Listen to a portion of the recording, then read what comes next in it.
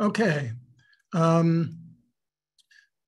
little bit different this evening for our concluding session.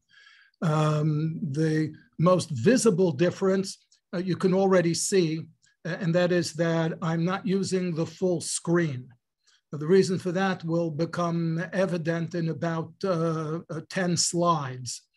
The second difference is that I'm inviting you to be more active participants than you have in the past. That is, if you have not just questions, but in this case, answers, don't be shy and don't just wait until the class is over.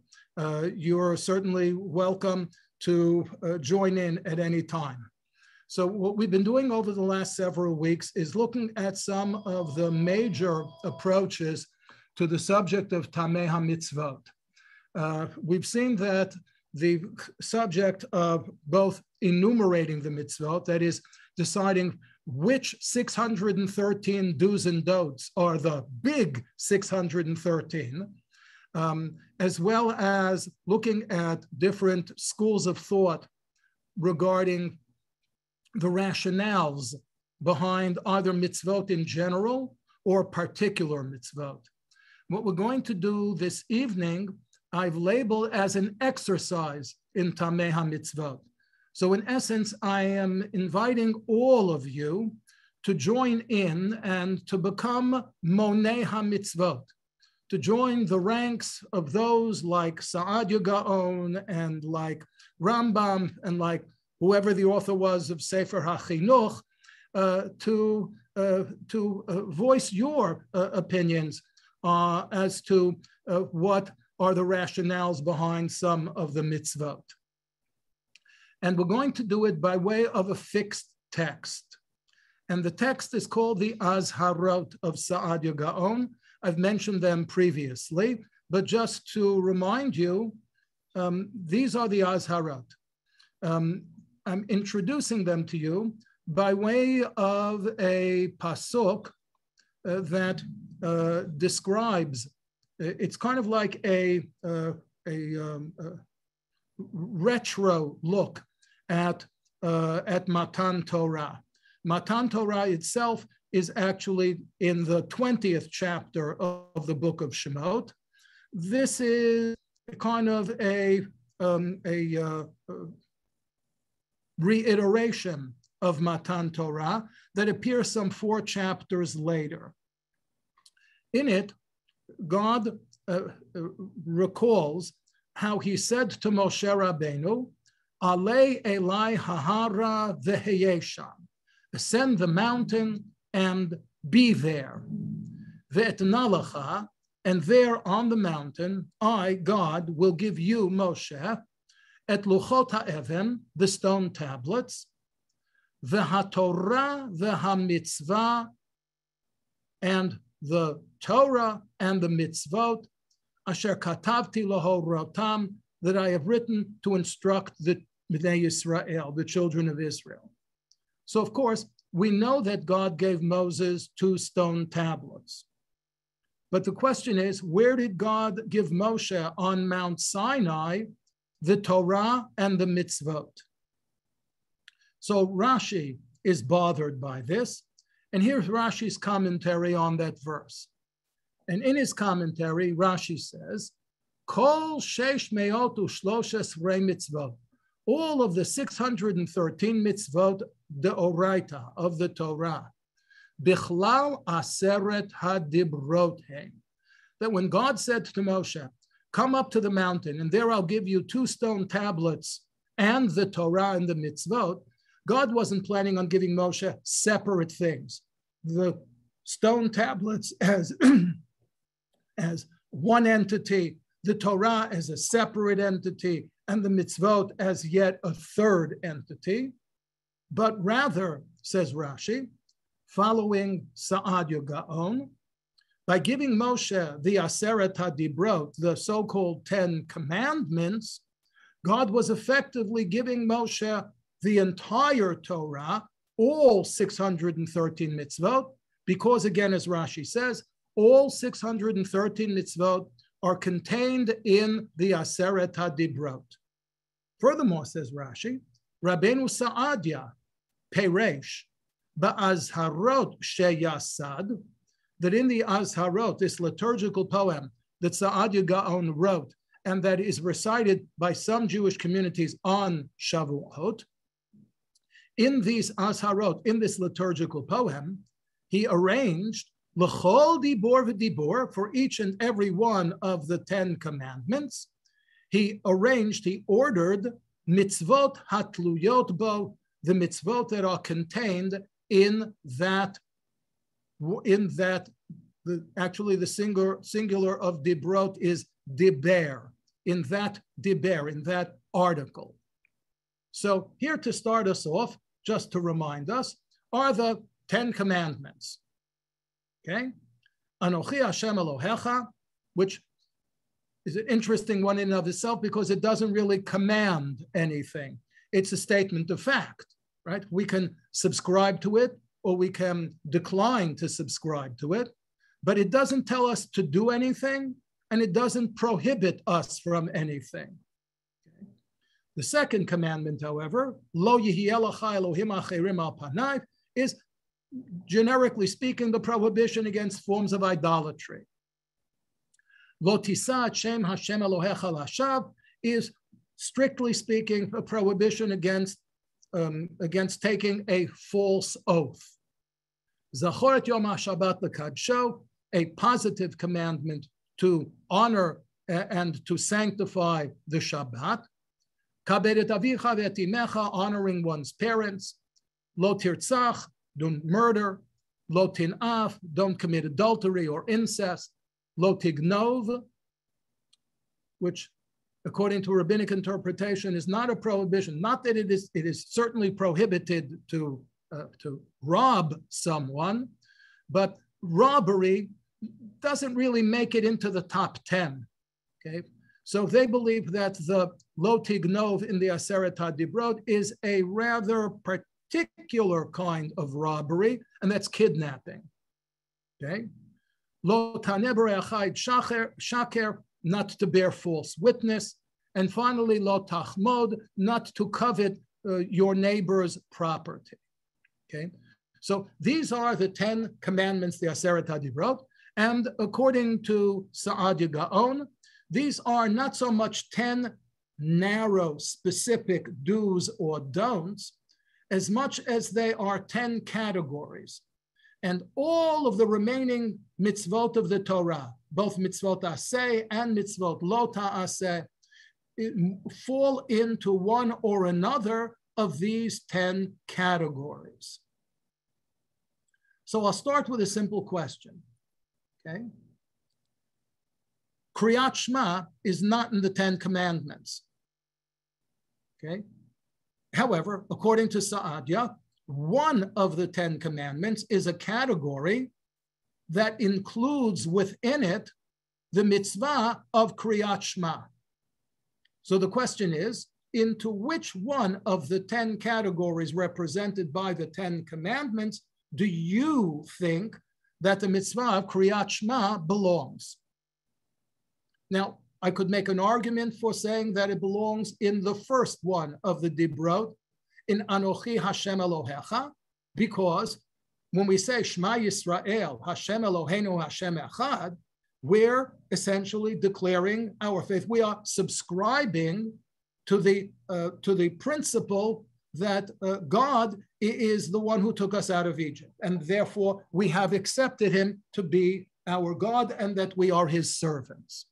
I could make the same argument in a kind of converse fashion for including Kriyat Shema in the category of Lo Yihiyeh Lecha Elohim Acherim Al Panai, because Kriyat Shema, the emphasis in Kriyat Shema is on Hashem Eloheinu Hashem Echad, on not merely the unity of God, but the uniqueness of God. And of course, emphasizing God's unity and God's uniqueness is essentially a bulwark against idolatry. I could also make a case for including the mitzvah of Kriyat Shema in the category of Zachor et Yom HaShabbat L'Kadsho, because Lo Yihiyeh Lecha Elohim Acherim or Anochi Hashem Elokecha are really observed passively, whereas Kriyat Shema is an activity. So I might want to include it in the category of Zachor, because the category of Zachor isn't just to remember the Sabbath day and keep it holy, like once a week I have to say to myself, oh yeah, Shabbos is a day of rest. No, no, no. The rabbis interpret Zachor et Yom HaShabbat lekadesho, that it requires some activity on our part to mark the Shabbat day. And that, of course, is the activity that we call Kiddush, that we recite on Friday night. So just as the recitation of Kiddush is an activity that we perform in order to demonstrate our acceptance of Shabbat, Kriyat Shema arguably is an activity that we perform to manifest, to illustrate our acceptance of the principle of God's unity and God's uniqueness.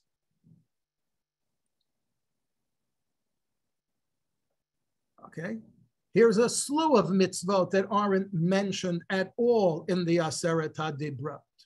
Let's start with kashrut. Okay, into which of the categories represented by the Aseret HaDibrot would you put the laws of kashrut, or the laws of Yovel, the Jubilee year, okay, or Terumot Ma'asrot, or the prohibition against cross-dressing, or for that matter, everybody's favorite conundrum, para aduma, okay? Now, I just remind you all here that according to the rationalist Jewish philosophers, and we saw several illustrations of them over the past weeks, even para aduma, even the so-called chukim, have rationales, although we may occasionally be unable to appreciate them, which means that para aduma has a rationale, and whatever we perceive to be that rationale would determine from our perspective what place it would be assigned amongst the Aseret HaDibrot.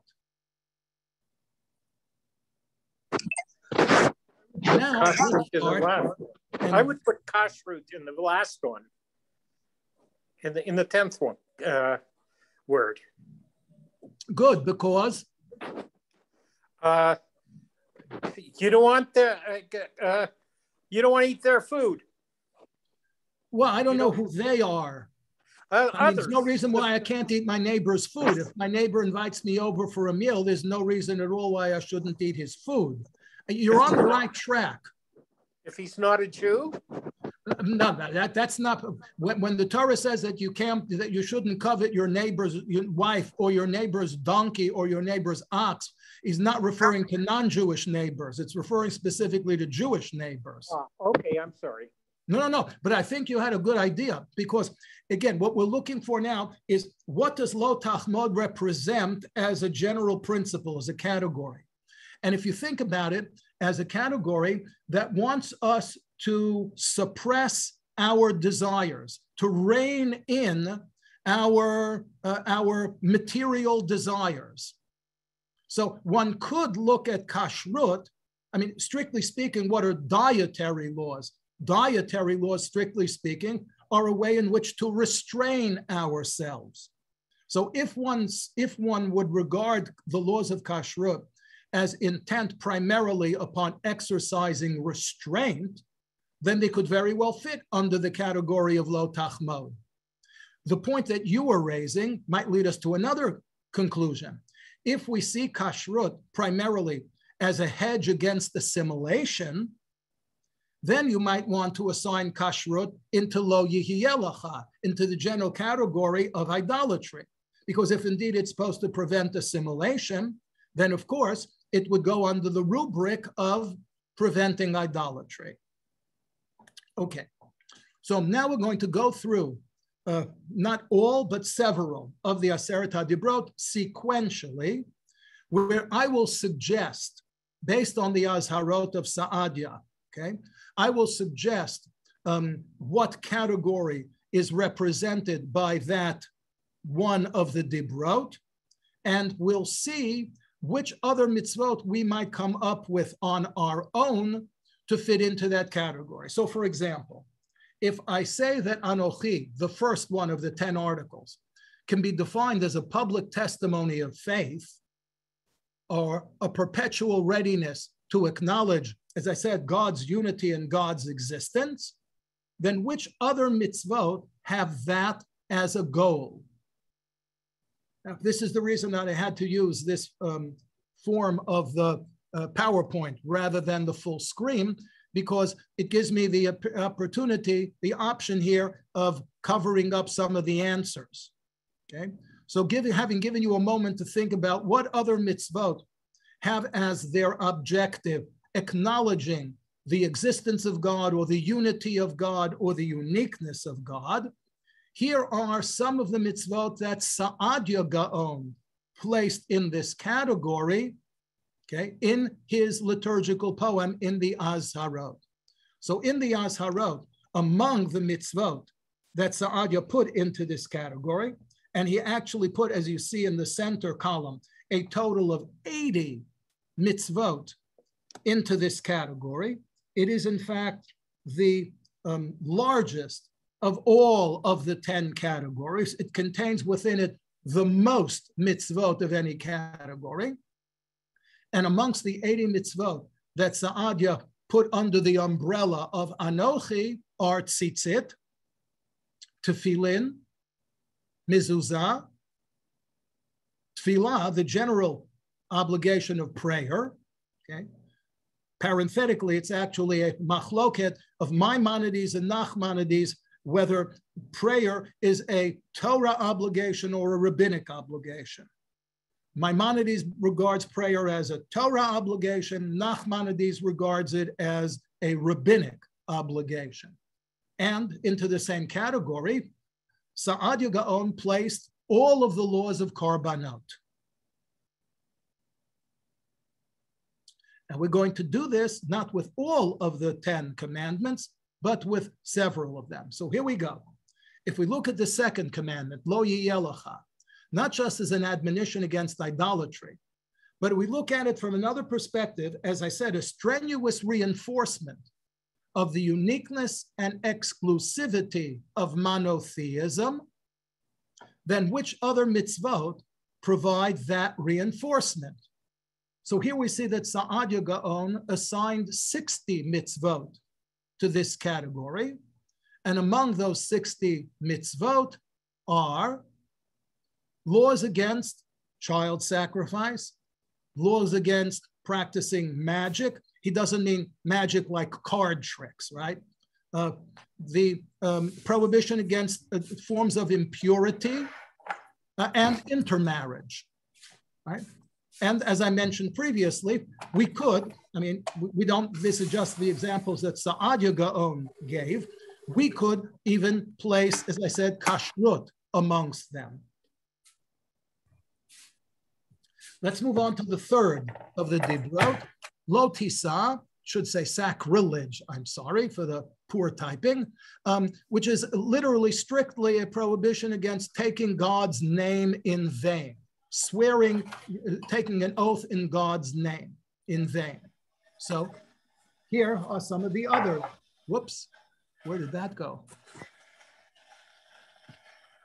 Pardon me, I don't know how I did that. Okay, here we go. Some of the other, again, you see Saadia assigned 48 mitzvot to this category. Amongst them are dinim, that it would be, civil law, monetary law, civil law in general. Hakhel, the requirement for the king to gather the people together once every 7 years. Bal Tosif, not seeking to add to the mitzvot of the Torah nor to detract from them. Sinat chinam, baseless hatred. Tochecha, rebuking one's fellow. All of which, as you see, have as the common denominator among them would be making sure that you keep your word. The fourth of the dibrot, to zachor, to remember the Shabbat day, lekadisho, and to sanctify it. So here we get the answer to one of our previous questions. Right? So, of course, what is more comparable to Shabbat than the principal festivals, the Shalosh Regalim? Okay? But it extends beyond that. It extends to Shemitah, the observance of the sabbatical year, Yovel, the Jubilee year, and interestingly, the Torah requirement to set aside Arei Leviim, cities that would be populated by the Leviim who were not given any territory of their own. Okay, why this would be under the category of Zachor? Okay. Why this would be under the category of Zachor? Anyone have a thought about it? I do. Please. The Leviim, because there was, they were landless. They were the ones who basically invented commerce, and because you are supposed to avoid dealing with commerce on the Shabbat. Interesting. That's again entirely possible. It might also be, as you mentioned, the reason that the Leviim were not landed gentry was because they had to serve a particular function in the temple, in the Beit HaMikdash. Therefore, what might associate the Leviim with Zachor et Yom HaShabbat L'Kadsho is the notion of the fact that they've performed sacred tasks in the Mishkan and later in the Beit HaMikdash, and that perhaps would be the connecting element between them. Okay. Let's move now to the fifth of the Dibrot, Kabed et avicha ve'et imecha, which again, strictly speaking, obligates one to honor one's father and mother, okay? But by extension, again, this is again my supposition, right? It affirms the need to maintain what I call useful hierarchical social structures. In other words, a respect for authority. So I ask you, which other mitzvot address the just regulation of Jewish society? Zaken Mamre. Okay, it would be anything that would challenge authority. Okay, Zaken Mamre is a law that deals specifically with an elder not just in the sense of somebody who's collecting Social Security, but an elder in the sense of somebody who is a leader in society who rebels against the authorities, whether the authority is the king, whether the authority is the Sanhedrin. So of course, yes, that would be a good example of something that addresses the regulation of an ordered society. Anyone else? How about the absolute authority of the king? Good. The institution of monarchy. Mm-hmm. Good. Zarlo Yukrav. That would be not so much authority as it would be sanctity or impurity, I think. Let's take a look, see what Saadia did. This, by the way, is the second largest category of mitzvot amongst the Aseret HaDibrot. Remember that the first one, Anochi, incorporated 80 mitzvot. This one incorporates 77, and here are some of them. Okay? Now, Brit Milah is not so much on the sense of ordered society or authority as much as it's a link to your parents, okay? As it would be Pidyon Haben. But Shiluach Hakem, the law that obligates you to dismiss the mother bird before taking the chicks, again, goes to the relationship between generations. And as somebody actually said, the other example that I bring here is, in fact, Melucha, the institution of the monarchy. Okay. Now we move to the second column of the Aseret HaDibrot, Lo Tirtzach. Okay, it can be extended from a prohibition against murder to all regulations with the goal of eliminating bloodshed or with the goal of preventing unnecessary or unwarranted loss of life. And again, here's the question. Can you think of other mitzvot whose objective is to avert unnecessary or unwarranted loss of life? Build a parapet. Good. Ma'akeh. That when you build a house, you should place a parapet upon the roof so that people won't inadvertently fall off it. Someone who strikes a pregnant woman? Okay, it wouldn't just be a pregnant woman. It could be any laws of torts, anything that had to do with inflicting bodily harm on somebody else. Egla Arufa. Okay, the law of the Egla Arufa, the heifer whose neck was broken as a kind of expiation for the guilt that has to be assumed by a community when somebody is randomly murdered in their territory. Good. What about the fact that you can violate the Shabbat to save a life? Okay. Hatzalat nefashot, or what the Talmud calls pikuach nefesh. Good. Good. That would be the obverse side of the coin, right? Right. So along the same lines, giving charity. Yes, one could extend charity. One could incorporate charity into the regulation of a society. One could incorporate charity into preventing unwarranted or unnecessary loss of life, if indeed somebody could become so poor that they couldn't even afford to feed themselves. Good. Ir miklat. Ir miklat, providing refuge for somebody who committed an act of murder inadvertently, and in order to spare them from the vengeance of what's called the Goel Hadam, of the avenger. Good. Batei din. Pardon? Batei din, to create it. Yes, to have a judicial system that would adjudicate questions and determine the extent of people's guilt or innocence. Okay, I think we came up with more than I actually selected here. Nizikin, as I said, laws of torts.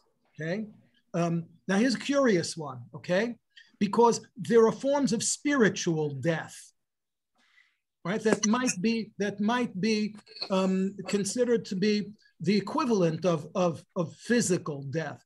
Therefore, he includes in it ketoret zara, that is offering incense to an idol, or navi sheker, right, claiming to be a prophet under false pretenses.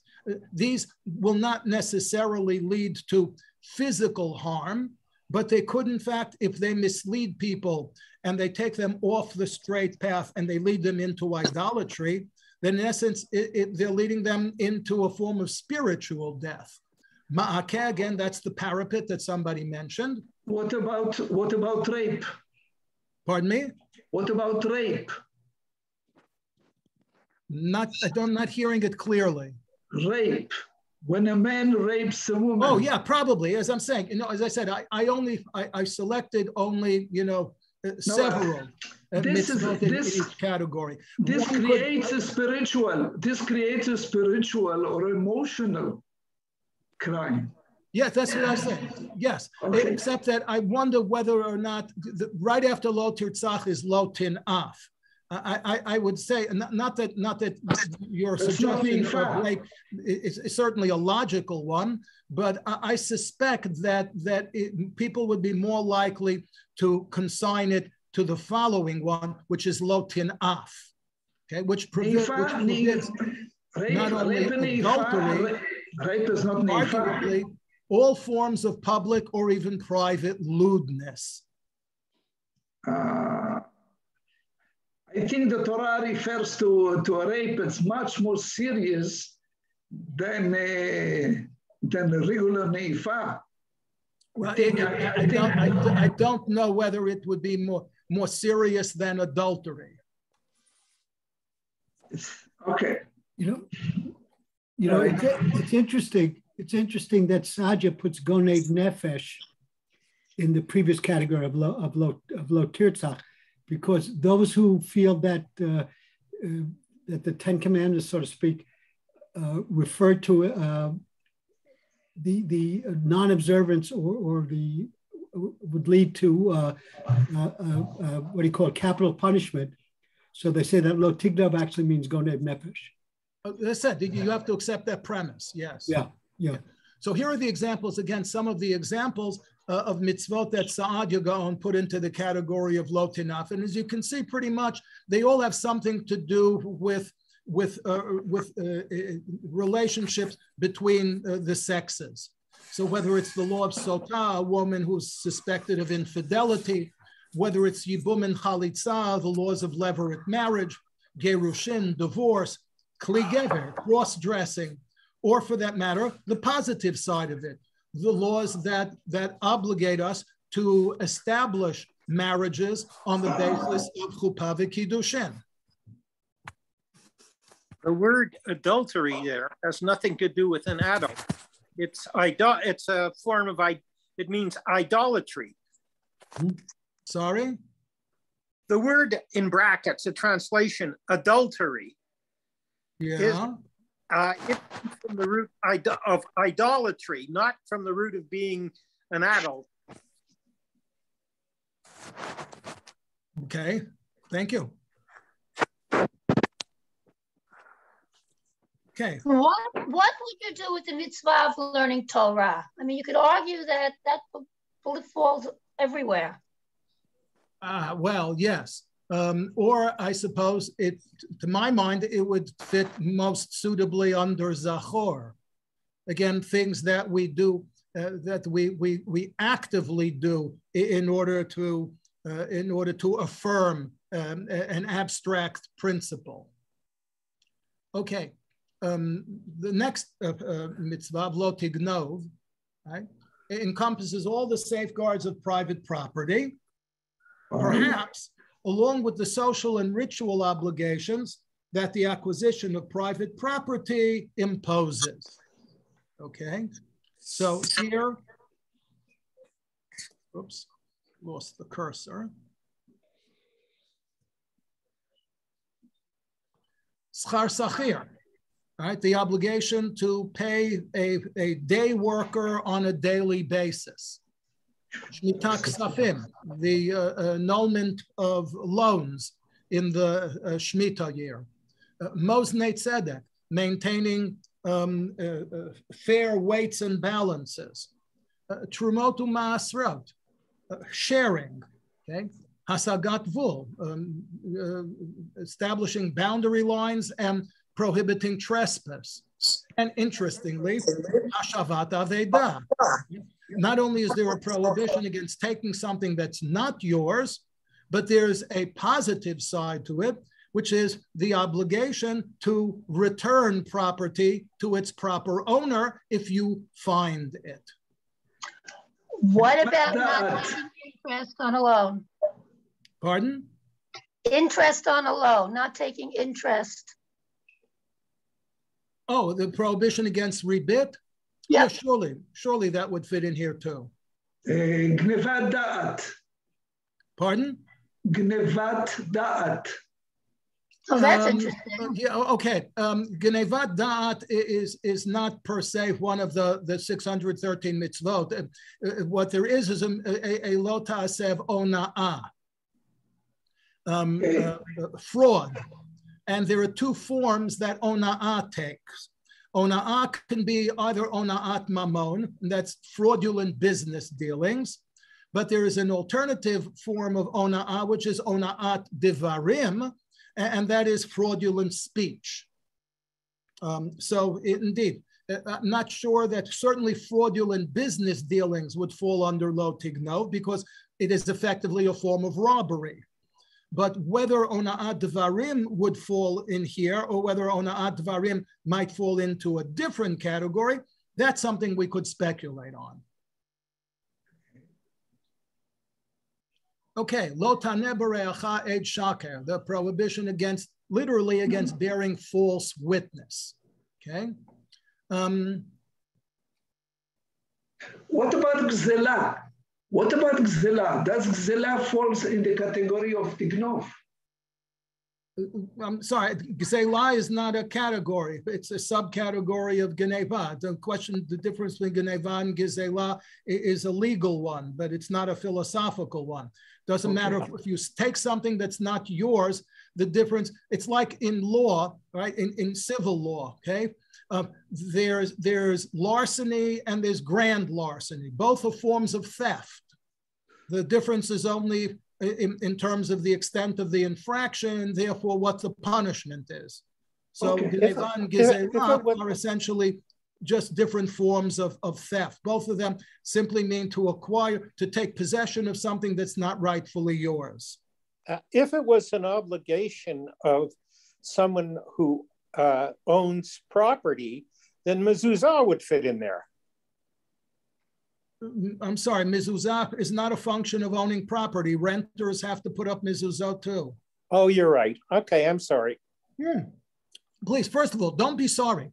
The most interesting thing about this exercise, I've done it on several occasions on the night of Shavuot. Between you and me, I don't really stay up Shavuot night. The staying up Shavuot night was a result of two things that coincided in the city of Tzfat in northern Israel in the 16th century. One of those two things was the Kabbalists, the Mekubalim, and the other was coffee. Okay? Without coffee, even the Mekubalim would probably not have attempted to stay up all night. Right? And coffee without the Mekubalim might have kept people up all night, but with nothing to do. It's the fortuitous concatenation, the fortuitous coming together of the Mekubalim and coffee that started the practice of staying up all night of Shavuot. And I never drink coffee, and I'm not a Mekubal, so I don't stay up. I don't stay up on Shavuot night unless somebody is willing to pay me to do it. So on several occasions, I was paid to stay up Shavuot night, and I found that this was a wonderful thing to do at 4 o'clock in the morning. 4 o'clock in the morning generally is the time where all people are doing is looking at their watch and counting down to when we're going to start Shachris. By 4 o'clock in the morning, most of the cheesecake is gone. Sometimes by 4 o'clock in the morning, most of the coffee is gone. So I found that this is actually a wonderful thing to do at 4 o'clock in the morning because everybody has an opinion on it. And come back to what I just started with, nobody is wrong. There are no wrong answers in this exercise. Because as I said, the question of into which of these categories you would assign this or another mitzvah depends entirely and exclusively upon your understanding of the function that mitzvah serves. And therefore, as I said, there are no wrong answers. I should also, by the way, as long as we're mentioning it, as I see that we're drawing near to the end, if you might actually find this, if you go online to Torah in Motion and you look for the sources as you generally do every week, you will find, of course, this PowerPoint presentation, but I don't think you will have the ability, as I had here, to actually uncover the different answers. So if you want a text of this so that you can to see it in greater detail, I'm just going to put in a plug for myself.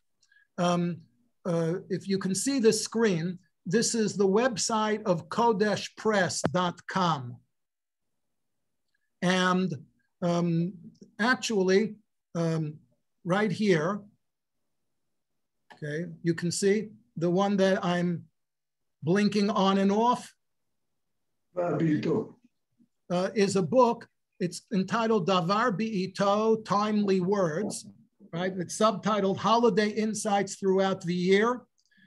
It actually, if it's out in book form, then it's only a day old. But in it is a chapter that's called The Azharot of Saadia Gaon, an exercise in Tamei HaMitzvot, and you might simply find it a little easier to navigate than the PowerPoint presentation. And if you go to the publisher's website, there's even a discount. But coming back now to conclude, okay, here we get to the last mitzvah, lo tachmod, and we already saw somebody already suggested incorporating kashrut into lo tachmod. So indeed, if we see lo tachmod as something that can be extended to all mitzvot that attempt to impose a discipline upon the senses, right?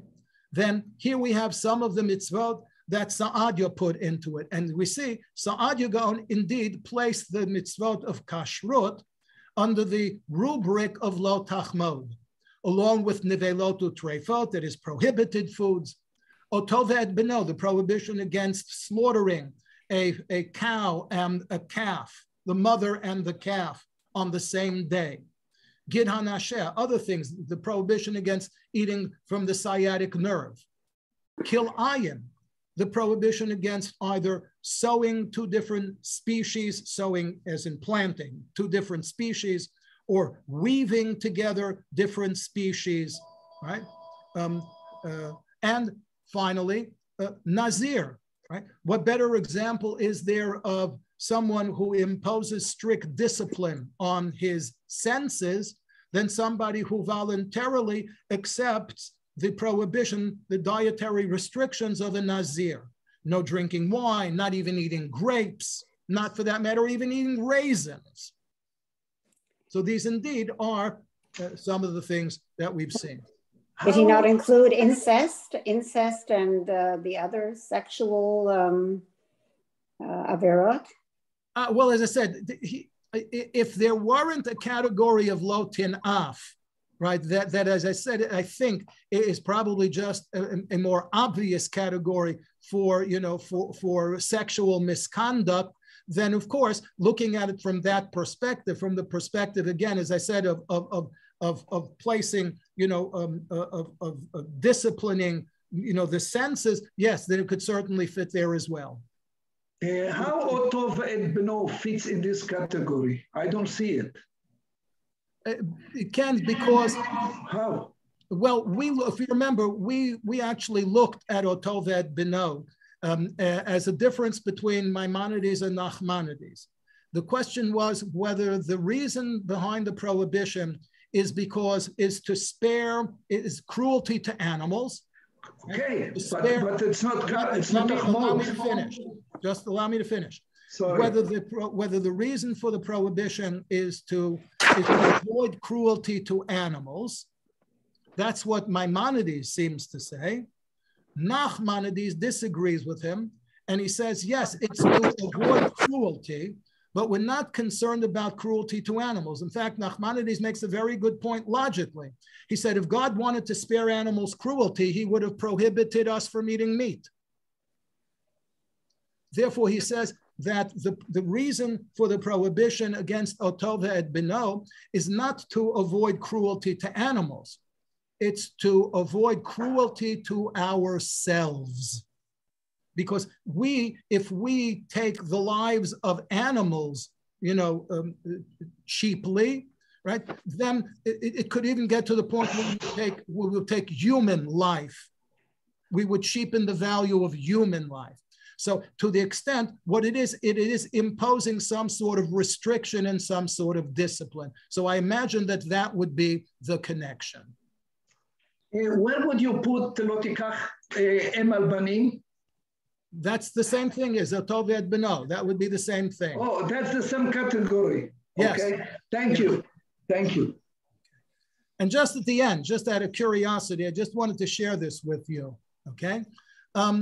The luchot that I showed in one of the opening slides, okay, are the standard luchot, right? The ones that have 5 on one side and 5 on the other side. That's lovely. That's balanced. It's balanced only if you take the number 10 and split it in half. Then you have 5 and 5.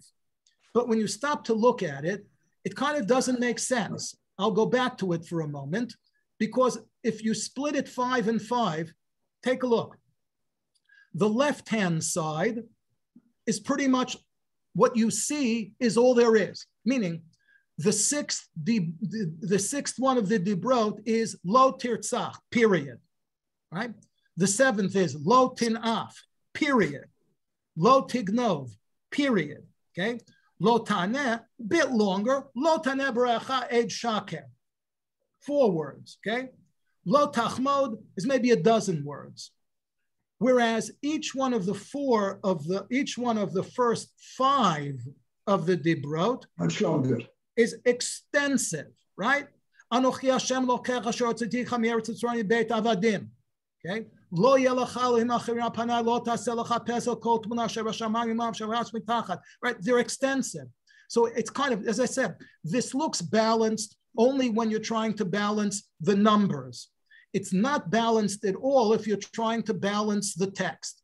And therefore, I came across this when I was just looking on Google for images of the 10 Commandments. And I thought it was a rather interesting attempt, because what you have here is a balance. And it's not a balance of 5 and 5. It's actually a balance of words. Somebody split the full text of the Aseret HaDibrot in half and placed the first half of it on one tablet and the second half of it on another tablet. Now, of course, it loses something aesthetically. When you look at these, you really can't tell that there are 10 commandments, right? Maybe if he had the idea of either underlining or highlighting the first word in each of the 10 commandments, then that might have accomplished that purpose too. But I just simply thought, as a novel idea, as a way of suggesting that we don't know what the original luchot looked like. We don't know. For example, here, they're actually 2 completely separate tablets, whereas in the previous one, they're not 2 separate tablets, right? As much as they give the appearance of 2 tablets, but they're really joined in the center. We really don't know whether the original 10 commandments were inscribed on 2 separate tablets that were apart, and that Moshe, so to speak, might have carried one in one hand and one in the other hand, or whether in fact they were 2 tablets that were somehow miraculously joined together and he carried them as one. But the idea that if in fact we had to split the 10 commandments amongst 2 tablets, this idea here of splitting it equally according to the number of words in each of the commandments is, I think, a rather novel idea. May I ask you something that's not nearly as important as what we've been discussing? Just a grammatical question. The Torah always refers to the Aseret HaDivrot as HaDivarim. Well, as I said, the singular is actually diber, a chirik under the dalet and a segol under the bet. Yeah. It makes an appearance once, I think, in somewhere in the Nevi'im Achronim. I don't remember offhand. But that's what the singular form is. And therefore, the plural really is divarim. Yeah, right. Yeah. The Aseret HaDibrot is really rabbinic, is Mishnaic Hebrew, not biblical Hebrew. All right. Yeah. My personal preference is to call them the 10 articles, as an article, like in Articles of Confederation, because that gives you the idea that these are not 10 narrow, specific do's or don'ts, but rather that these are somewhat more broad categories, which, as I said, is what Saadia Gaon's purpose was in his Azharot, in his liturgical poem. My grandmother emigrated to the Lower East Side. I believe it was either fairly early, and she always told this story to me, that when the Moses smashed the commandments, people ran to pick up the pieces. And for the second half, the poor got all the law, and the rich got all the rest. Other word. Nice. Thank you. That's what I was brought up on. I thought I'd share because, you know, what happened to your grandparents doesn't get shared. It doesn't go on unless you teach it to your kids and mention it to people. By the way, there happens to be a midrash that in answer to a rhetorical question, namely, Moses spent all of his time teaching Torah to the Jewish people. According to the strict interpretation of rabbinic law, based on Mosaic law, it's forbidden to accept payment for teaching Torah. So if Moses spent all of his time teaching Torah and could not be paid for it, then how did Moses sustain himself and his family? And there is a midrash that actually says that Moses and his family, what kept them going was basically that they had the fragments of the broken luchot, and maybe doesn't say what they did with them, but I suppose that the intimation is that they sold them to collectors. Oh. In any event, thank you all so very much for your company and for your participation. And I wish each and every one of you not just a forthcoming Shabbat Shalom, but also Moadim L'Simcha for Zman Matan Toratenu. And I haven't spoken to Rabbi Kelman yet about continuing.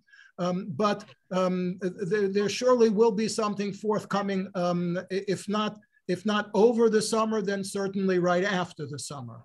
So if we will be reunited again on Zoom, I look forward to it.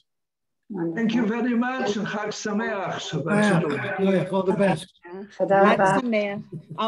I just say something?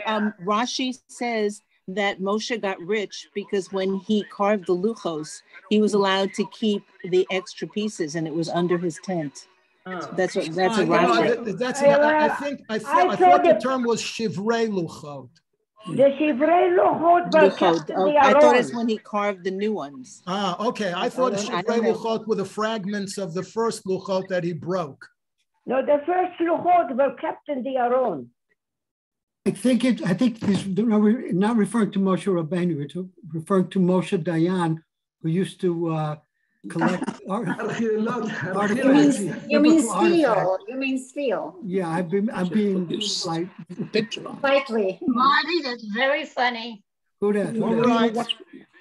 I don't see Maxine, but I'm sure that she would want me to remind everybody that the usual list of classes by Rabbi Kelman and by others will, of course, meet at their accustomed times and their accustomed places.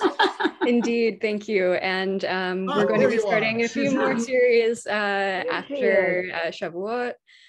So keep an eye out for those. There's going to be Dr. Daniel Lasker teaching about Karaite Judaism. Lori Novick is going to be looking at Levinas writing on the Talmud. So some interesting things are coming up. Looking forward to seeing you then. Very good. Bye-bye. All the best. All the best. Shalom. Thank you so much. Take care. Chag Sameach. Shabbat Shalom. Bye-bye. Bye.